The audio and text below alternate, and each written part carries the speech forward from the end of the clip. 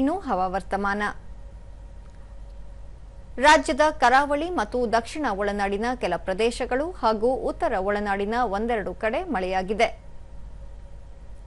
ಯಾದಗಿರಿ ಜಿಲ್ಲೆಯ ಶೋರಾಪುರದಲ್ಲಿ ಅತಿ ಹೆಚ್ಚು 12 ಸೆಂಟಿಮೀಟರ್ ಮಳೆಯಾಗಿದೆ.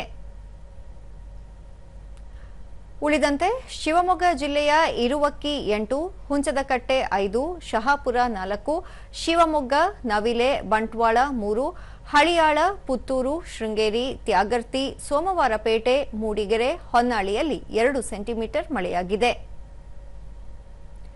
ಕಲಬುರಗಿಯಲ್ಲಿ ದಾಖಲೆಯ ಗರಿಷ್ಠ 39.6 ಡಿಗ್ರಿ ಸೆಲ್ಸಿಯಸ್ ತಾಪಮಾನ ದಾಖಲು ಸಂಭವ.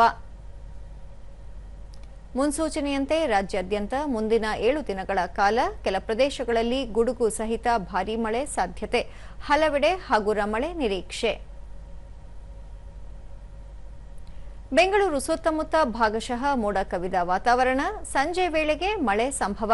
ಗರಿಷ್ಠ 33, ಕನಿಷ್ಠ 22 ಡಿಗ್ರಿ ಸೆಲ್ಸಿಯಸ್ ತಾಪಮಾನ ದಾಖಲು ನಿರೀಕ್ಷೆ.